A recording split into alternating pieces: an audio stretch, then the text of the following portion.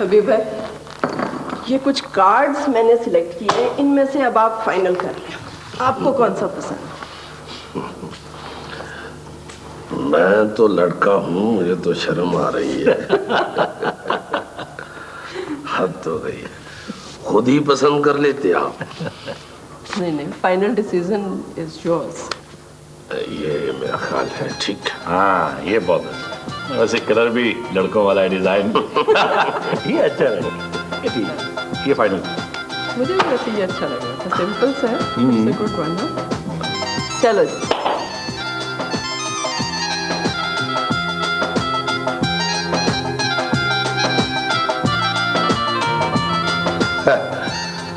बस एक बात है, हम सियासतदान अपनी सियासी पार्टियां नहीं बदलते जितनी तुम लोग शादियां करते हो। हाँ?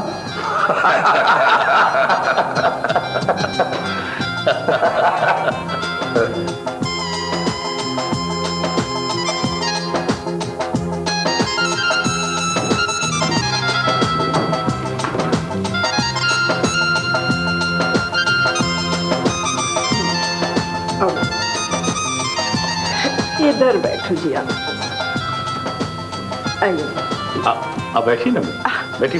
अभी भाई बैठे ना। भाई फोटोग्राफर कहाँ है? जी जरा 2-3 तस्वीरें तो अच्छी तरह से उतार ली, इधर से पास है।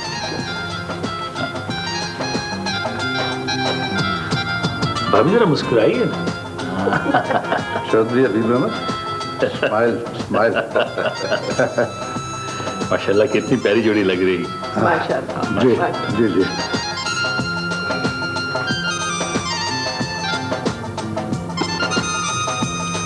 एक अच्छी सी जरा। हाँ जी।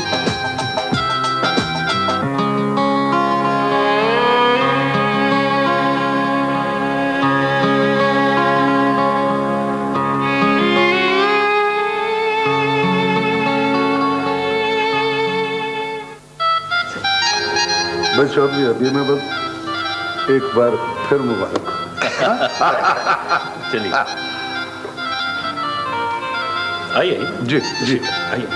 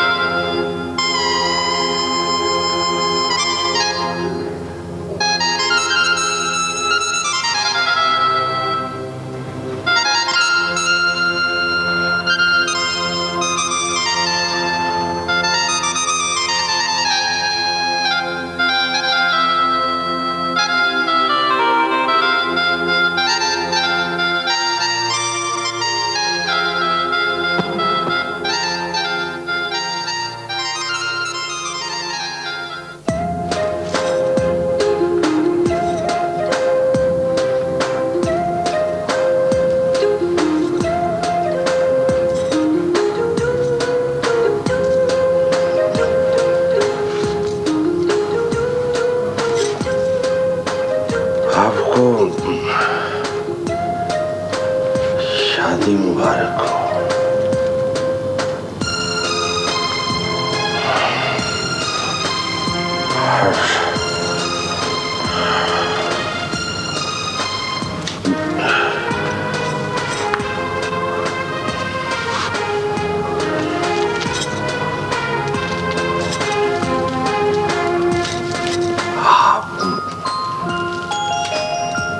बोलेंगी या इसी तरह गुस्से में बैठी रहेंगी?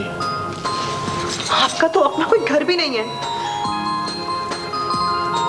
अरे अरे मैं तो शर्म से पानी पानी हो गई जब एक देवरानी ने अपनी जेठानी को अपनी कार पे से उतारा। चाहे रहने दे, मैं नहीं करती आपसे बात।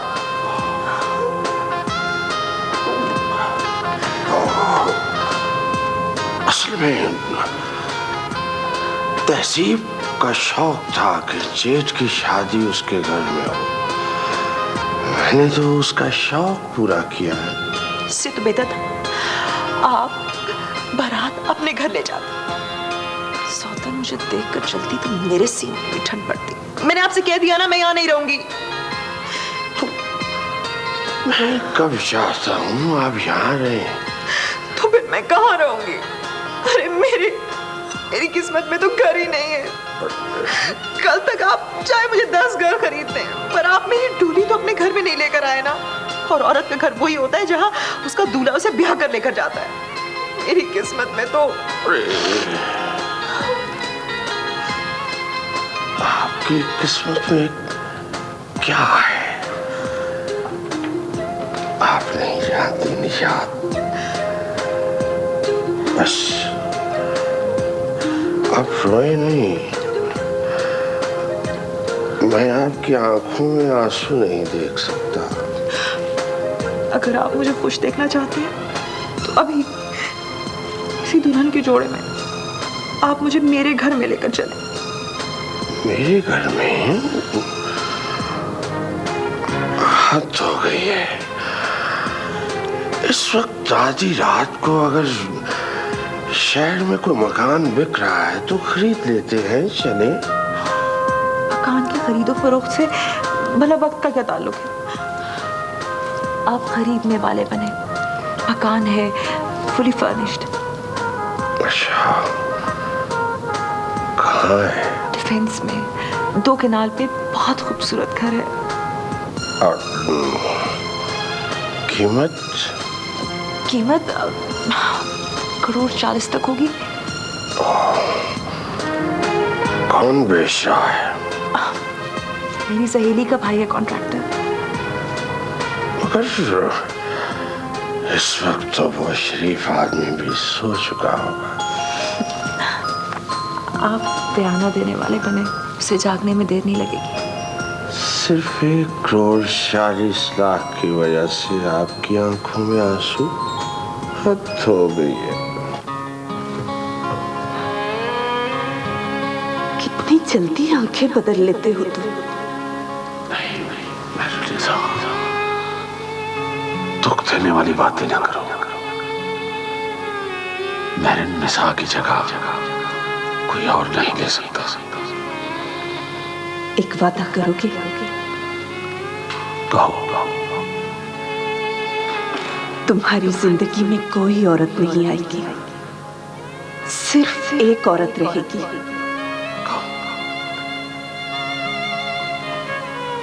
मेहरुन्निसा।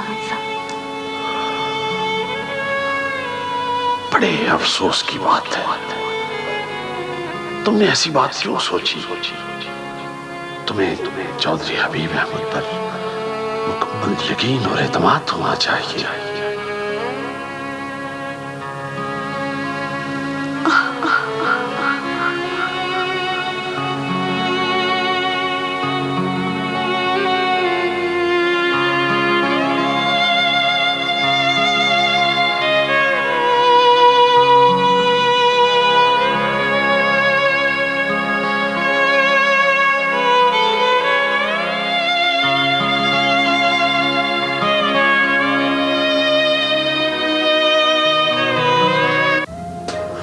हो गई है। ये आंसू मकान के लिए नहीं है। दुल्हन की इज्जत तो इसी में होती है कि वो ब्याह के अपने दूल्हे के घर पे जाए। और आपके लिए इतने पैसों की क्या अहमियत है? मैं समझी थी आप फौरन बयाना दे देंगे।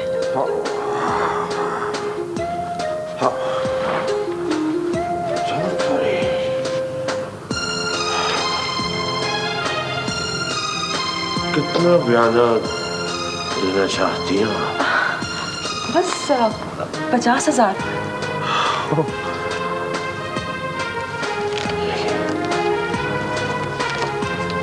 आपको नया मकान मुबारक हो। मुझे नए मकान की मुबारक क्यों दे रहे हैं आप?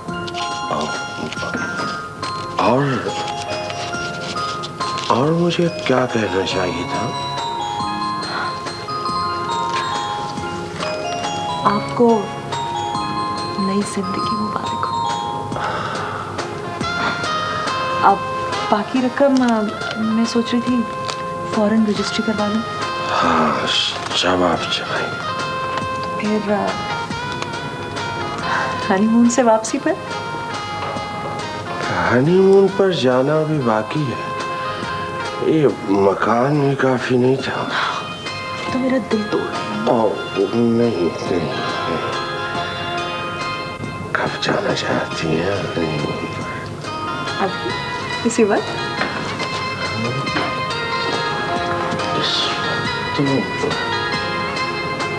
सिर्फ फॉर्म पे जाया जा सकता है।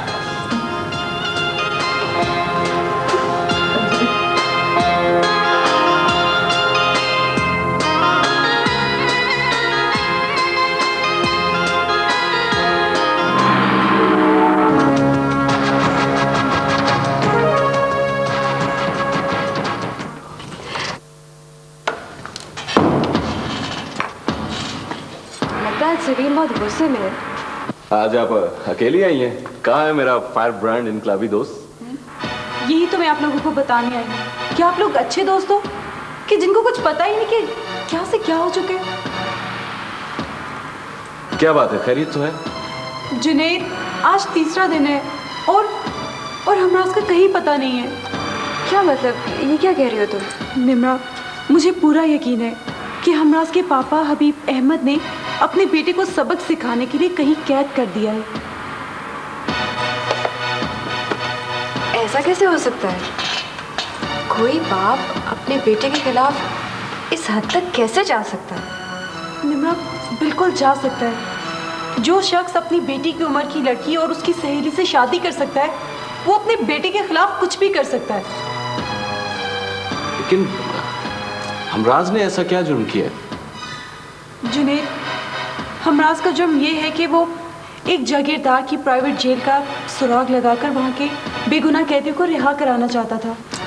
ये तो पता है मुझे। जुनैद, पहले मेरी बात तो सुनो।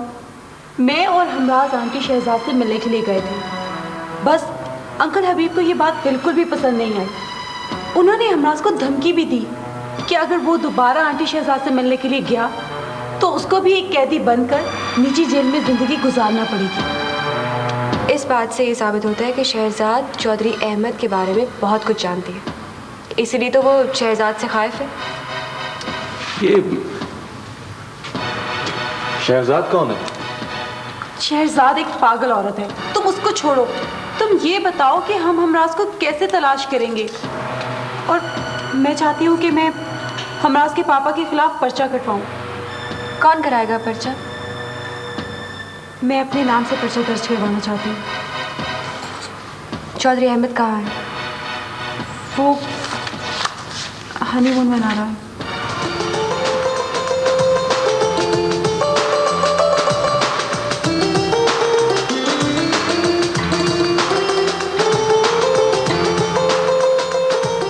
ये बहुत ही आम प्रैक्टिस है कि जागीरदार या असर रसूख वाले आदमी किसी बंदे को उठवाते हैं और 2-4 दिन के लिए कैद कर देते हैं, फिर उसकी अच्छी खासी मुरम्मत करने के बाद उसे छोड़ देते हैं। अगर आपके अपने अंकल के साथ अच्छे ताल्लुकात हैं या आप उन्हें रिक्वेस्ट कर सकें तो मेरा ख्याल है कि वो शायद अभी हमराज को छोड़ दें। It's my personal experience. हाँ, वैसे भी जो शख्स हनीमून पर गया हो वो खुशी में कुछ भी कर सकता है, राइट? आप मोबाइल का नंबर मिलाएं। लेकिन मैं अपने अंकल से बात नहीं करना चाहती। मैं अम्मी से फ़ोन करवाऊंगी या फिर डैडी से बात करूंगी।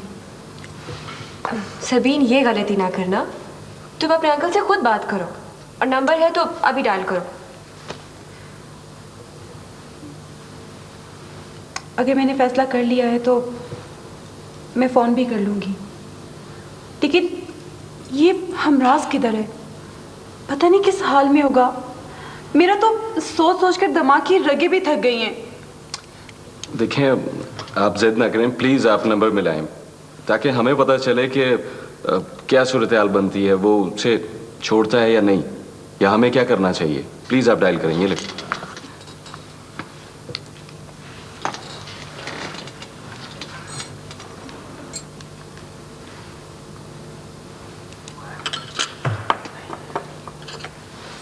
मोबाइल ऑफ है।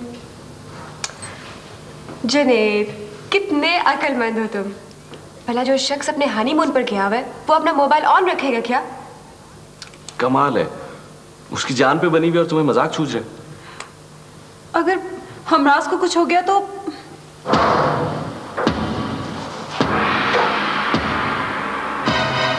मिले रोटी खा ले, बहुत भूख हड़ताल हो गई है, नहीं खाएगा तो मर जाएगा।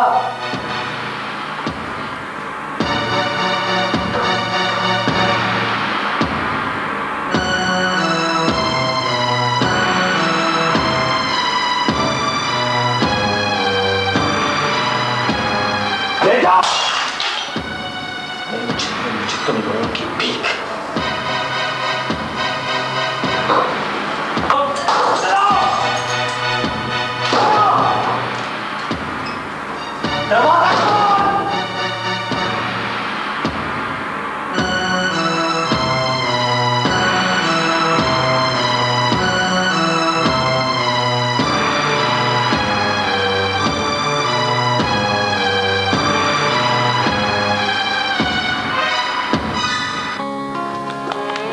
ये आपने क्या हालत कर ली है अपनी।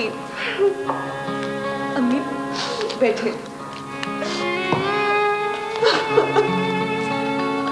क्या करना चाहती हैं आप? इस तरह से दीवारों से तस्वीरें उतार कर तोड़ने और सर दीवार पर मारने से तो कुछ नहीं होने वाला। तो फिर तुम ही मुझे बताओ, मैं क्या करूं? मेरे सीने में किसी ने खंजर उतार दिया, मुझसे सांस नहीं लिया जाता, दम घुट रहा है मेरा। ये तहजीब ने मुझसे बदला लिया है। आपकी इन्हीं उल्टी सीधी बातों की वजह से हमें आज ये दिन देखना पड़ा है। आंटी तहजीब तो निशात को जानती तक नहीं है।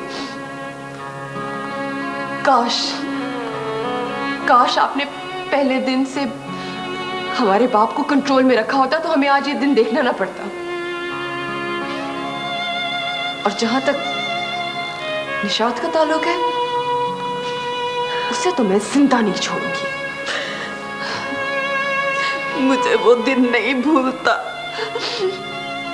जिस दिन तहजीब मिठाई का टोकरा लेकर मुझे मुबारकबाद देने आई।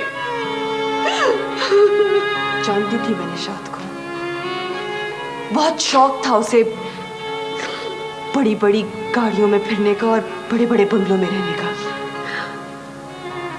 मैं ही नहीं समझ पाई उसे। मैं सोचती थी शायद इस बड़े घर की बहू बनकर वो बदल जाए, लेकिन हमराज से शादी कर लेता, लेकिन तहसीब ने ये भी नहीं होने दिया।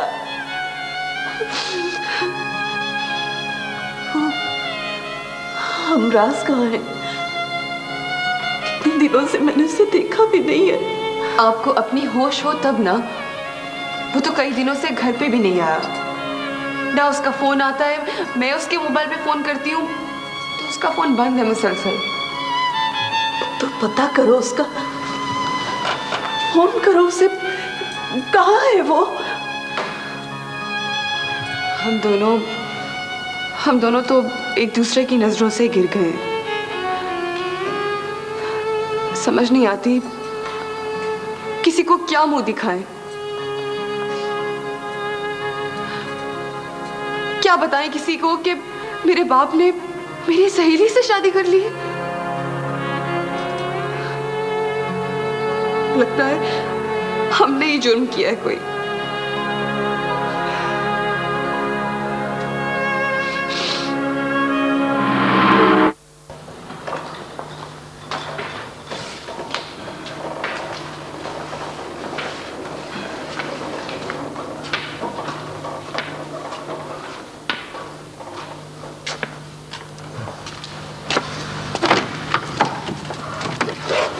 अस्सलाम वालेकुम। अस्सलाम वालेकुम बाबू। वालेकुम अस्सलाम।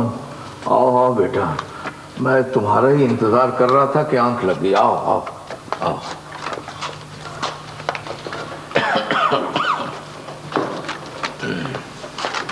आओ बैठो। आइए, आप आइए प्लीज। आओ ना, बैठो। आप बैठिए ना। आप बैठिए पहले प्लीज। चल बैठ बैठ, शाबाश। हाँ, ये बताओ बेटा, ये घर तलाश करने में कोई दिक्कत तो पेश नहीं आई? अरे नहीं बाबा, बिल्कुल आराम से, बड़ी सहूलियत से पहुंच गए। अच्छा, अब ये बताओ, कोई चाय, कोई ठंडा? अरे नहीं बाबा, किसी तकल्लुफ की जरूरत नहीं है। हम तो आपसे सिर्फ बातें करने के लिए आए हैं। आप ये बताइए कि आपकी तबीयत कैसी है? आप ठीक तो है ना? अरे मेरी तबीयत को क्या होगा, मैं बिल्कुल ठीक हूँ। और फिर जिस दिन से आप लोगों से मुलाकात हुई है, मैं फिर से जवान होने लगा हूँ। वही वलवला, वही जोश जो आज़ादी के दिनों में नौजवानों में पाया जाता था, वो फिर से पैदा होने लगा है। हम कितने खुशकिस्मत हैं कि हमारी आपसे मुलाकात हुई और आपने हमारे लिए वक्त निकाला। अरे बेटा, मैंने आप लोगों के लिए कब वक्त निकाला है? मैंने तो अपने लिए वक्त निकाला है, अपने कल के लिए वक्त निकाला है। आप जैसे नौजवान ही तो हमारी उम्मीद है। अपने लिए तो हर कोई जिंदा रहता है। आओ मिलकर फैसला करें कि हमें इस समाज के लिए भी कुछ करना है। आजादी की जंग हमारी नस्ल ने लड़ी और आपकी नस्ल को इस मुल्क को लूटने वालों से बचाना है। ये मुल्क लूटने वाले अंग्रेजों के मुकाबले में कुछ भी नहीं है। हमने अंग्रेजों को पर सगीर हिंदो पाक छोड़ने पर मजबूर कर दिया था। हाँ, और बेटा, ये घर जहां हम इस वक्त बैठे हैं, जी जी, ये अब्दुल वहीद साहब का है। हाँ, अता मोहम्मद, मोहम्मद नजीर, अख्तर अली खान और अब्दुल हक, ये सब नौजवान अंग्रेज की नंगी जारियत से इस तरह टकराए थे जिस तरह परवाने शमा से टकराकर अपनी जानें निसार करते थे। लेकिन बाबा जी, हाँ, ये उस आदमी को इन नामों का, इन लोगों का कैसे पता चला? कैसा आदमी को बेटा? फरहाम, जिसकी ये किताब है। ये देखिए बाबा जी, ये आदमी जिंदा नहीं है, लेकिन इस किताब से हमें उसके बुरसा को तलाश करने में मदद मिल सकती है।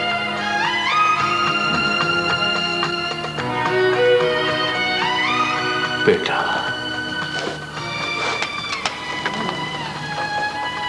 अंग्रेजों से मुकाबला करने वालों पर बड़ा बुरा वक्त आया था। अंग्रेज के गुलामों ने आजादी के परवानों को गिन गिन कर और चुन चुन कर मार दिया था। कोई मुल्क बदर हो गया, किसी को काले पानी भेज दिया गया, कोई फांसी चढ़ गया, किसी के सीने में गोली लगी और कोई सारी उम्र जेल में पड़ा रहा। ये किताब बड़ी आम है बेटा। इसका लिखने वाला आजादी का परवाना लगता है और ये जज्बा उसे विरसे में मिला होगा। लेकिन बेटा, कितने दुख की बात है कि वो लोग जिन्होंने आजादी की लड़ाई लड़ी, उनकी औलादें और उनके बच्चे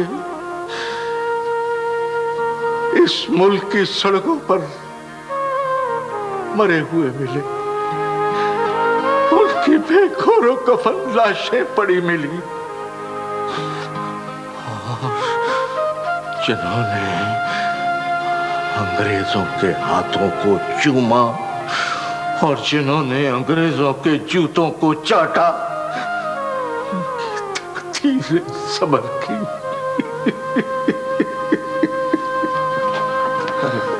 बाबा,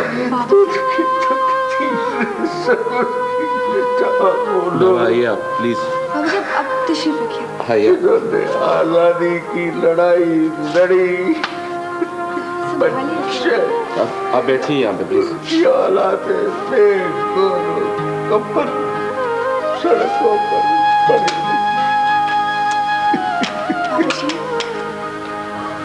हौसला कीजिए तुर्की बाबा, हौसला कीजिए।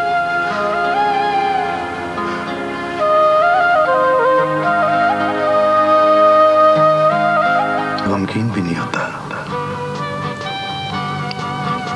भूख से मरते हुए इंसानी बच्चे के सामने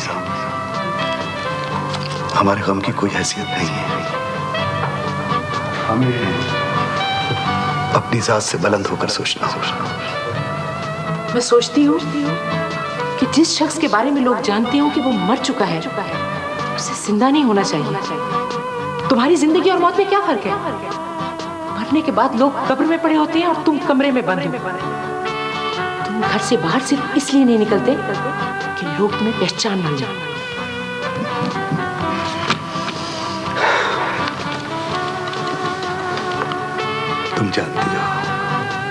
तुम जानती हो कि मैं मौत से नहीं डरता। हाँ, अपनी जात पे तुम्हारी तनकीद को मैं गलत नहीं समझता। बाज़ औक़ात तुम बहुत सख्त अल्फाज इस्तेमाल करती हो, लेकिन मुझे बुरा नहीं लगता। ये तुम्हारी बेचैनी और बेजारी बेईमानी नहीं है, लेकिन हमें अपनी खुशियों और गमों से बालातर होकर सोचना चाहिए। हमारी जिंदगी का सबसे बड़ा और सबसे आला मकसद ये होना चाहिए कि हम दूसरों के लिए जिंदा रहें। मैं तुम्हारी बातें सुन सुनकर अब थक चुकी हूँ। ये किताब ये जिसे लिखते हुए तुम्हें बरसों हो गए, कब खत्म होगी? तुम्हारे कॉलो फिल्म में बहुत तजाद है।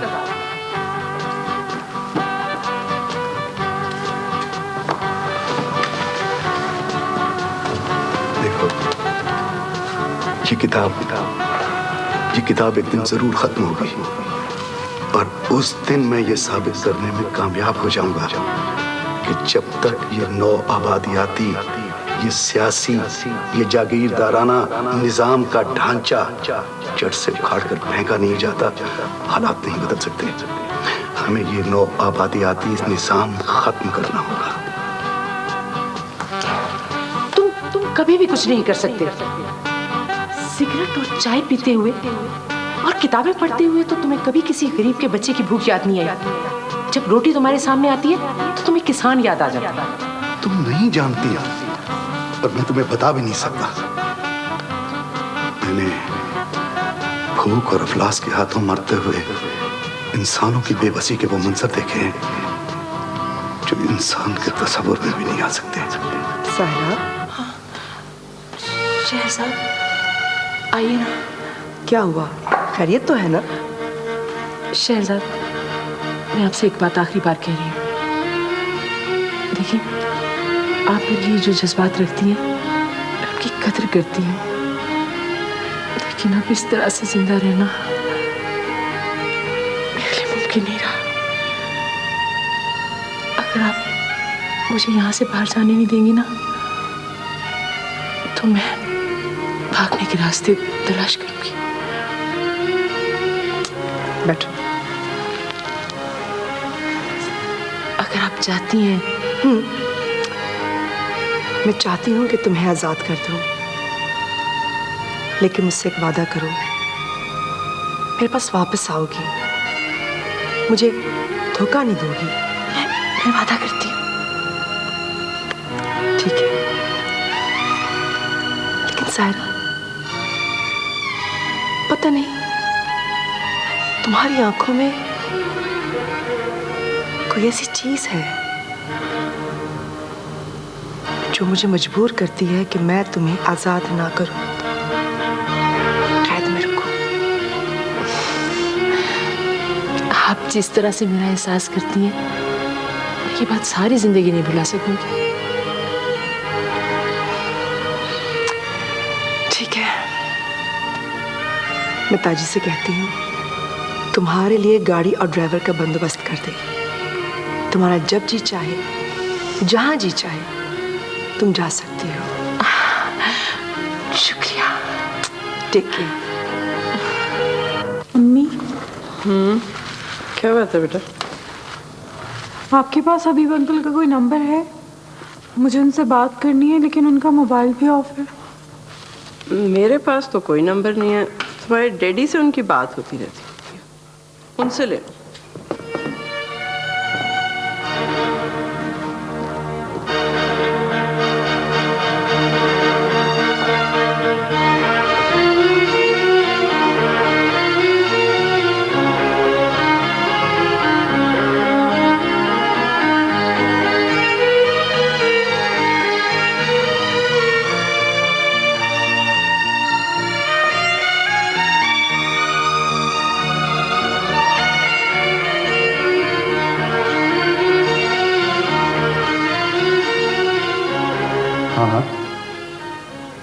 नहीं, मुलाकात हुई थी मेरी।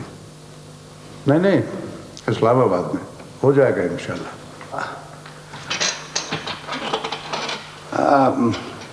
मैं करता हूँ तो मैं दोबारा करता हूँ। आप आइए, तशरीफ लाइए। उस दिन आप मिलकर गई तो मैं आपके बारे में सोचता रहा। बैठिए। शुक्रिया। सियासतदानों के बारे में मेरा कुछ ज़ाती तजुर्बा तो नहीं, लेकिन अखबारात की हद तक तो है।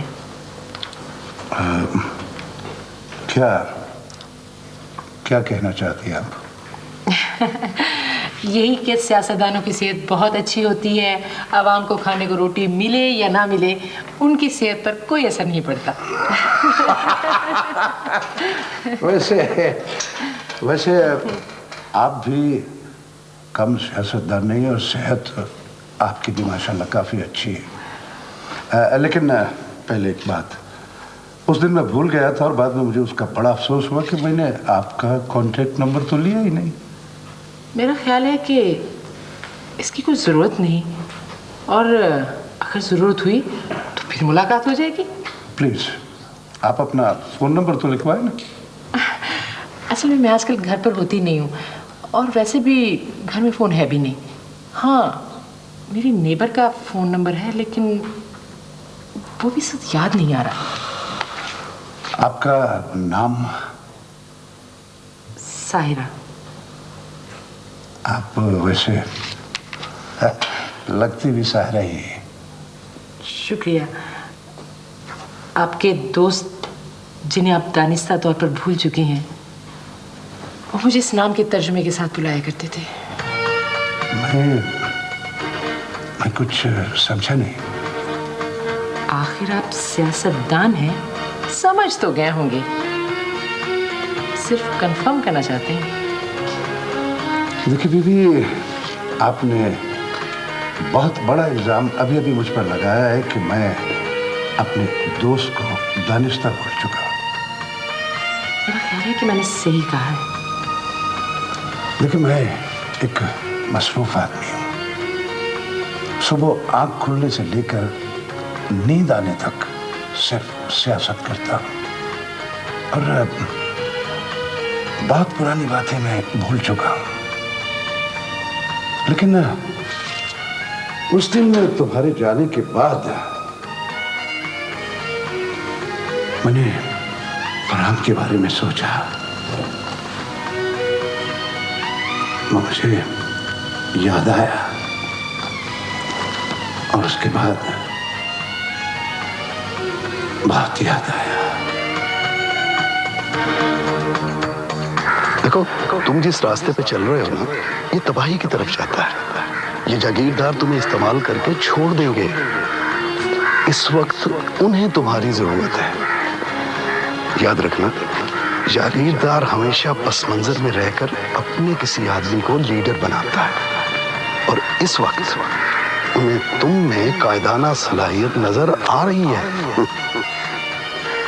भाई यार, और फरहान, और मैं मेन स्ट्रीम में रहकर पॉलिटिक्स करना चाहता हूँ।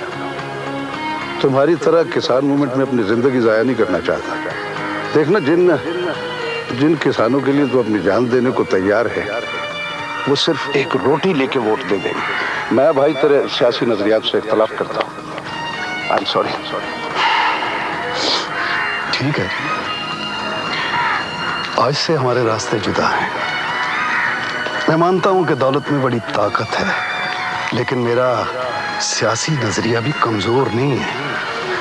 तुम अपनी ख्वाहिश के मुताबिक अपना सियासी सफर शुरू कर सकते हो, लेकिन मेरा एक पैगाम अपने सियासी आकाओं और जागीरदारों को जरूर दे देना कि आज हम अपनी आज़ादी के सफर की इब्तिदा पर अपना नौ आबादियाती, सियासी और माशी ढांचा तोड़ना होगा।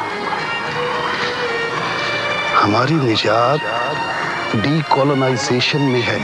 I agreed. मैं तेरी इस बात से इत्तेफाक करता हूँ। ओके, मैं चलता हूँ। खुदा हाफिज। खुदा हाफिज।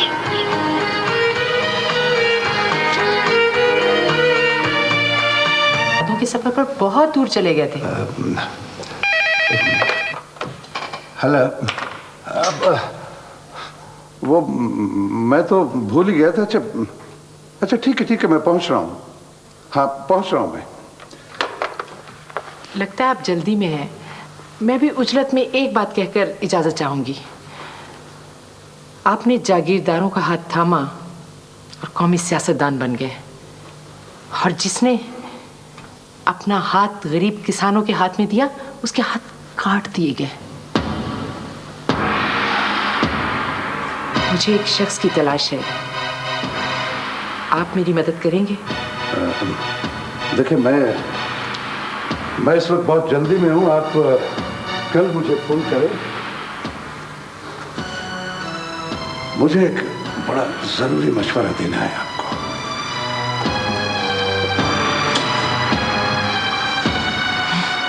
मशवरा? क्या? पता है, मुझे शुरू में लोगों ने बहुत डराया था। किस बात से? यही कि बड़े उम्र के आदमी से शादी करके तुम सारी उम्र ना रोती रहोगे। लोगों को छोड़ो, तो अब तुम्हारा क्या ख्याल है? नहीं, आप मेरा ख्याल है कि मैं सारी उम्र बहुत खुश रहूंगी, हंसती रहूंगी। वैसे वाकई मैं समझती थी कि आप मेरे साथ चल नहीं सकेंगे। दौड़ लगानी है? कहाँ दौड़ सकेंगे आप मेरे साथ? आपकी बेगम मुझे बिल्कुल नहीं पसंद। उनका नाम कम से कम नेहरू निसा नहीं होना चाहिए था। और आपके बच्चे तो बिल्कुल आप जैसे नहीं हैं। कम से कम आपके बेटे को आप जैसा होना चाहिए था, टॉल एंड हैंडसम। इसीलिए तो शादी की है। सिर्फ इसीलिए?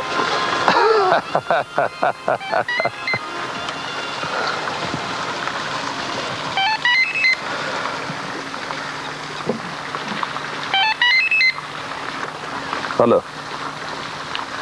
हाँ सवीन, क्या है? कहाँ है वो? अच्छा, मैं पता करता हूँ। तुम फिक्र नहीं करो, मैं तुम्हें फोन करता हूँ। वैसे घबराने वाली कोई बात नहीं। ये घर से भागने का शौक उसका पुराना है, शायद उसने अपना शौक पूरा कर लिया हो। ओके, मैं तुम्हें फोन करता हूँ। बाय।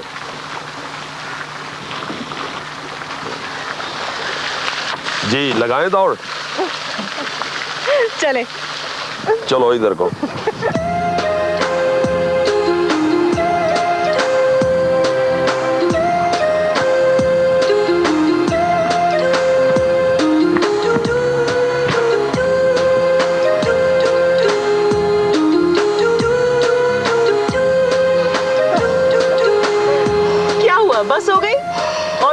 नानी